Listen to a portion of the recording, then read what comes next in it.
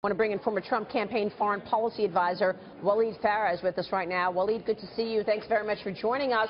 First off, your reaction to the president's first international trip, beginning in Saudi Arabia, second stop in Israel.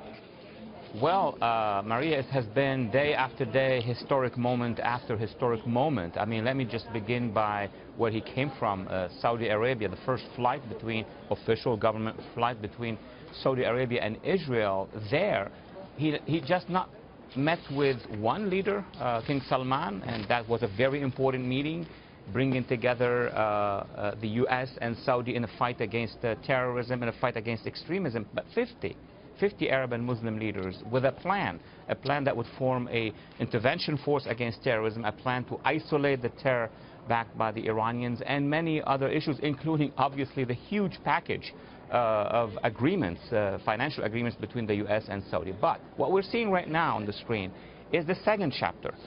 President Trump visiting Israel is a very important thing, but what makes it even more important that he's bringing a message. He's bringing a message from the Saudis, and he just mentioned it in his speech, and 50 leaders in the Arab and Muslim world, that peace now is possible. There is an opening, and that is an opening that has been closed for 2 decades at least. So what happens next? I mean, what are you going to be watching to see that Saudi Arabia keeps its promises, to see that the relations between the U.S. and the Middle Eastern nations that he's visiting actually is better? Well, by going to Saudi Arabia and addressing this leadership, international leadership of Arabs and Muslims, what President Trump has done is to rebuild a bridge that was very shaky and weak. In some cases over the past 7 years has been collapsing. So now we're going to have a series of agreements between the United States and the Arab and Muslim world against the terrorists. He told them, President Trump told the Arab world, Arab and Muslim world, we can't do it for you, we're going to do it together. That was a very smart approach.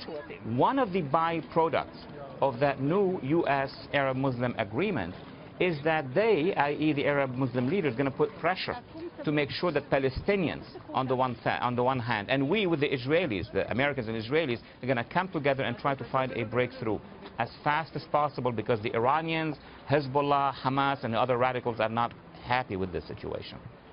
Walid, it's Dagan McDowell. What are the markers that we need to watch for in the coming weeks and months and even years based on this agreement that we have with Saudi Arabia and based on the kind of reparation of these relationships?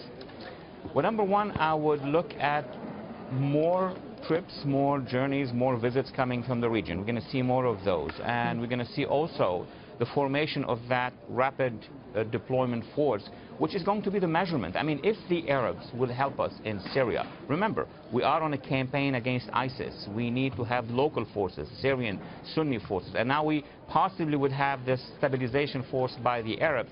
If that starts to appear, then this is a success. Number two is this counter-extremism center, which was launched, actually sponsored both by the Saudis and by the Trump administration, works well, and we start seeing results. Then we are moving forward. Definitely, you may know better about the financial agreements, because when they start, we're going to feel the actual positive aspect here in the United States. But then I would be very much interested in seeing what would other actors start to do in the region. What would the Iranians do? What would Hezbollah do? And how we're going to counter that together with the Arabs. You know, I think there's some people that are worried that you're saying right now that there's a window for peace. But there's a lot of people right now that are really concerned that things are heating up over there and it could be getting a lot worse. What do you expect that we should see moving forward?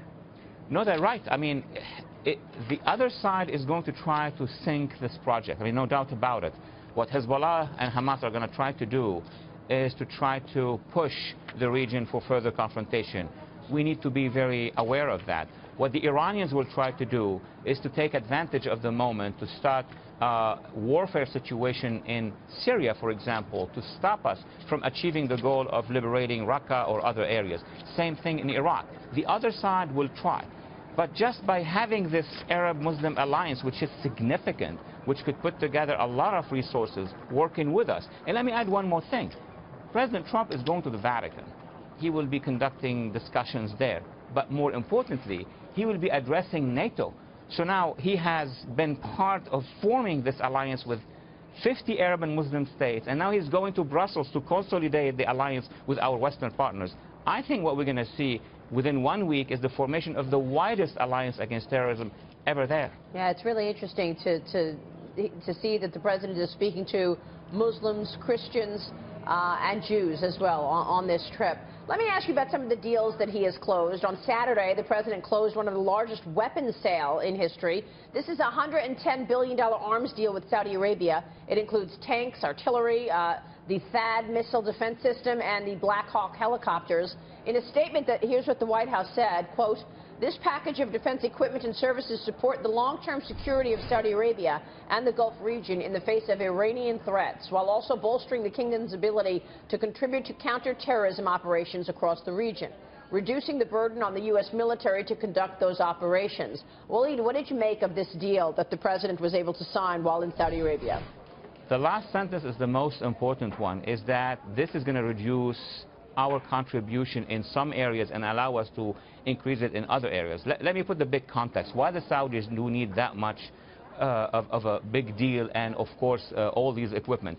Because over the past 2 to 3 years, the Iranian regime has been receiving what will be $150 billion.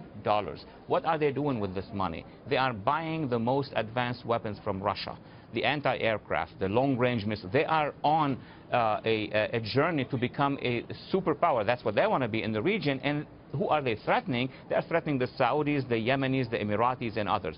So the package that we have agreed upon with the Saudis is going to allow a balance of power in the region. So there are things that they can do that we don't have to do anymore, so we could focus on our mission in Syria, our mission in Iraq, and in the international waters around Yemen and in the Hormuz area as well.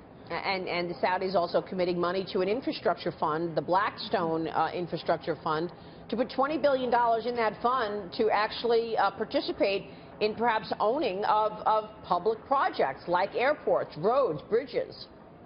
The Saudis are moving really in a transactional way. We are helping them to build their military and defense capacities, which is to our interest as well.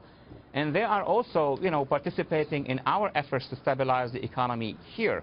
So this is a very good deal on both sides, and it is for 10 years. It's not just for this presidency. It will be for the next presidencies as well. So it is in the national security and national economy interest of America.